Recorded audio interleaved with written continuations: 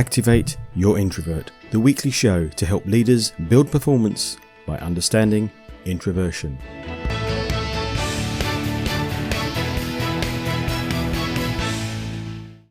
In this week's show, something slightly different. 3 interviews with 3 of the year's most favourite guests. Each one asked a couple of simple questions. Talk about 2021. Look forward to 2022. Reflecting on leadership challenges, Ben Drury, the culture guy, who works with leaders on employee engagement and company culture, and also Claire Haynes, who works with organisations to put the human into being at work and thrash out problems. Then finally, looking at connections and networking, it's international speaker and trainer Will Kintish, who shows people how to raise their presence and become more proactive without selling. Let's dive into the first discussion with Ben Drury, the culture guy.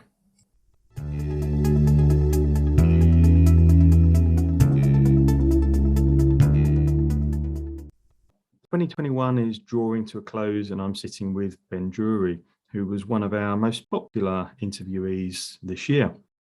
Ben, in 2021, what do you think the most important change in terms of culture and leadership has been? I think without a doubt, it's been this move to remote working and hybrid working.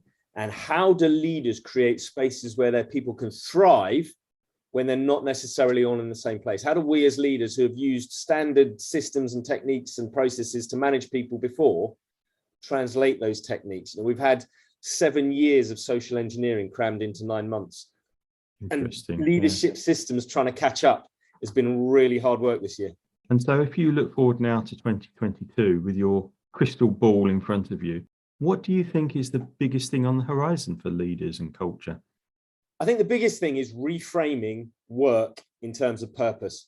I think we're seeing it now that there's a lot of industries complaining they cannot get the staff. And the biggest reason is because they're not framing what they do in terms of the benefits to society and the purpose for which they do it. For example, the trucking industry, really struggling to get drivers because they're advertising for truck drivers.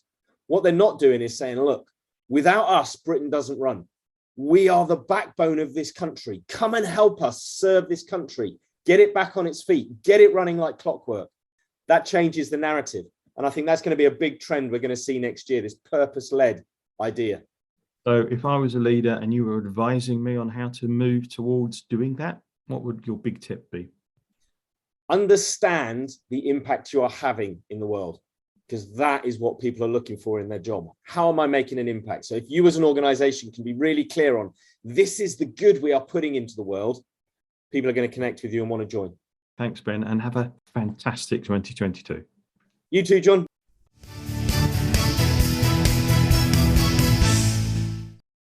Then next up, it's Claire Haynes.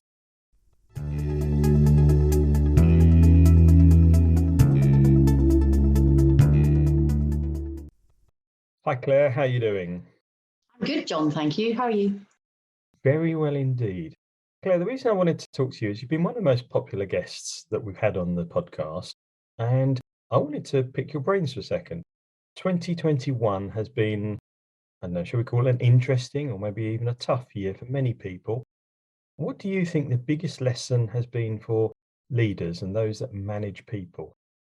Judging by what people are saying now and what their issues are, I think that it's been really challenging to unite people because there have been so many changes. And so when managers are, they're coping and other people are coping and we're all different and our needs are different. And in some ways it has been uniting because people have had to cope. Yeah. People have confided in each other, that kind of thing. But I think that it's quite hard trying to manage individual and collective needs and just being able to unite people when there have been so many changes afoot. Is that because of hybrid things where some are in the office, some are at home, or is that because literally everyone's in a different mental or emotional state because of COVID, pandemic and all the other stuff? I think it is. I think it's a combination of so many changes and we all just adjust at different speeds as well. So some people enjoy change, they like the fast pace. Other people, they might have other things they've had to deal with at the same time. And a lot of people have changed. we've all learned a lot for different reasons over the last few months. And with that, like you say, with hybrid, some people are working hybrid, some people aren't. I just think it's a lot to take on board. And so everything that we had as norms from before, so many of those don't exist anymore. I think the interesting thing you picked out there, especially when you talked about the way we accept things at different speeds, is all the things have changed, but for each of us, we're in a different place on the change curve. Absolutely. And like you say, we're all at different states of change or different places on our own change journey. And it's just different for everybody. And that's so hard it's still quite relatively fresh. And there are still changes afoot. We didn't think that we'd be having this at this time, this Christmas. So many of us assumed that, it would be calmer by now, and we don't really know what's around the corner. That's a nice lead into getting your crystal ball out for 2022. What do you think the big challenges are for leaders next year? I'm finding people talking mostly about the limitations of being able to relate to others or to express themselves online, or when the connection with other people is more sporadic. So even when it's hybrid, they're not coming into contact with the people face to face as much as they might have before. So their familiarity, or their regular everyday familiarity with people, has become a lot less frequent. Communication's going to continue to be harder, and the famous water cooler moments, I guess, are a thing of the past, well, certainly at the moment. Absolutely. Do you think that affects introverts, extroverts differently, out of interest? Someone said to me last week, there was a real nail on the head moment for them, because they weren't able to communicate the subject was difficult conversations, and they weren't able to, even though they thought they'd done their best to have difficult conversations, they decided to leave, and their boss wanted to talk to them just as like an exit interview to find out why they were leaving. And they were saying that their boss genuinely was baffled. They had absolutely no idea why they were leaving. Oh. And this person was an introvert. They thought they'd repeatedly tried to get the case across, and they just felt the only way out for them was that they needed to leave. So from both sides you can see it from both sides, two confused people not able to communicate. So if you could offer one piece of advice to people in a leadership position for next year? I think one of the real benefits of what people have, when it has happened, one of the real benefits that people have experienced is that when they have been vulnerable, or when they've been at a low moment, and they have probably shared more than they might have done in a professional capacity, then vulnerability from leaders being vulnerable and the people that they lead being vulnerable, that's where you can really gain a shared experience. So going forward, I think just being able to be more human and showing the human side, that's something that really has worked. That means having sometimes more dedicated time in conversations, or just allowing people to have more personal conversations. I think it's just more of a whole person conversation, which of course, we've always encouraged, but it hasn't always happened. I think it's more important now than it's ever been, because that's how you're going to get the answers. And on that basis, on that plane, that's how we can relate better with each other. Brilliant. Whether we're introverted, extroverted, or whatever, but it's the one thing that joins us together, our human nature. So I love that. So be a bit more vulnerable, spend a bit more time. It's hard, I guess, for leaders to do that, but it's going to be more important to communicate effectively. Absolutely. I think so. Claire, have a wonderful 2022, and I'll catch up with you soon. You too, John. Thanks so much. Thanks, then. Bye.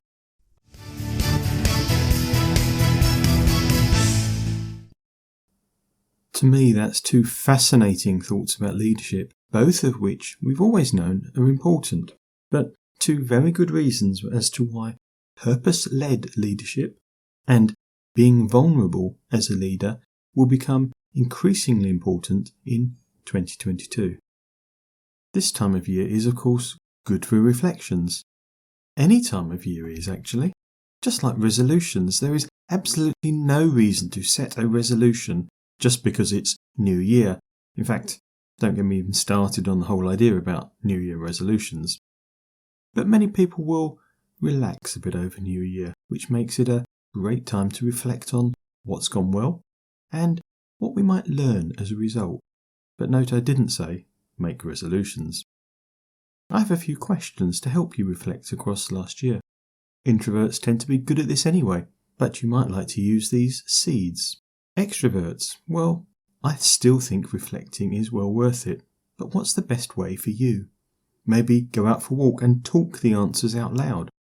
Maybe listen to the next part of the show and answer me out loud as I go, so you are talking to think, as opposed to the introvert thinking to talk. Whatever way works for you. So, while we have some New Year energy, let's use it quickly. Question number 1. What are your top 6 highlights of the year? Go on, answer it now. I want you to question your own experiences, but focusing on numbers 4 to 6 of those highlights. Why? Because our top memories are often ones we've already learnt from, but I'll leave the choice to you. Reflection is about going deeper than just remembering. So ask yourself questions about the experience and what that experience meant to you. Who did you talk to? What did you do? How could you use those accomplishments next year? And now perhaps looking back across the year as a whole, in what way have you grown the most? And what surprised you about 2021? What's the 2 biggest things you learnt about your performance? And looking forward, what one thing would, if you achieved it, mean the most to you? What thing would, if you achieved it, make your closest friends most proud? And to me, most importantly, what 2 habits, if you did them daily, would get you there? Habits are what you do regularly, not what you plan to do, but the things you've set in place and they just start to happen. They may take a little work to get going. Outcomes, i.e. get 2 new clients, are not actions that you can take, so they should not be on your habit list. Maybe we'll talk more about habits another week, but for now an example could be how one extrovert set up a habit to spend 10 minutes a day reflecting on interactions with her team. It's simple. It becomes habitual once you've worked on it, and it changes things, and it was relevant to her personal experiences. One person realised that it was their actions in meetings which were creating the problem where the introverts in her team didn't participate. So, she set up a habit where she would always have a silent 3 minutes in a meeting for everybody to write down the answers to the big questions of the day. In the past, she had started off herself, influenced the discussion, and taken most of it up herself. So, what, if repeated regularly, are the small actions that you could take next year to build on those achievements? And finally, of course, how will you build those actions into regular habits? You are what you repeatedly do. I'll be repeating Activate Your Introvert next week, and next week, and next week, and you get the picture. For the last discussion of the day, international networking expert Will Kintish, reflecting on 2021 and looking forward to skills you need to develop.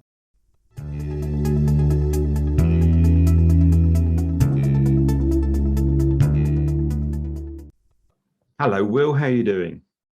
I'm good, John. How are you today? Yeah, I'm really good, thank you. You came on Activate Your Introvert early in the year, and you've been one of the most popular guests. And so I'm just inviting you back for a couple of minutes to reflect on 2021 and some of the changes that have happened around the way people connect.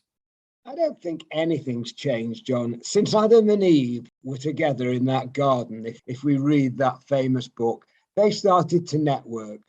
Networking is talking to people, it's communicating, it's building relationships. The only slight change, John, as we come out slowly out of lockdown, people are beginning to go to events. Yeah. And I think that's the only difference. People are still seem to be embracing Zoom as opposed to the room. But I know people like me and people who absolutely love the face-to-face stuff, will now do everything to get out there and go to events. And I do believe that for the future, it's going to be like that forever, room and Zoom forever. If you looked forward to 2022, what do you think's the biggest trend going to be coming up around networking and people connecting? I think that the people who love networking, the physical stuff, will do everything to avoid doing networking on Zoom and will start going physically. And I've been doing, I had a very busy November. I have to tell you, I had a very, very bad year. I mean, I can share that with everybody. My worst year in 20 years, whether it's budget, whatever it is, I don't know. But I had a very good November.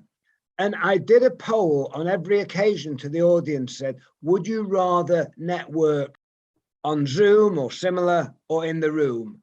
And I have to tell you, all of them said in the room. So that is a good sign for the future. Looking then at the future, what will you be doing differently in 2022 to make more use of it? What would I be doing? Well, I myself will go to more physical events. And in terms of for my own business of creating more business, I will continue chasing up old connections. I never do cold calling, John. I'd rather eat my left arm than do cold calling. I think it's an absolute waste of time. So my advice to myself and to my audience is go back through those little black books or your LinkedIn connections and get in touch with them. No selling, just send them a little article, send them a small video to remind them you're alive and well and that you're still sharing your knowledge, your experience. And when we say networking, do you just mean going to events or do you mean more than that? I think the best networking, John, is the one-to-ones, either the virtual coffee or arranging a Costa or Starbucks. Hey, you begin to sound like an introvert now and you're talking about doing one-to-one networking. Listen to me a second.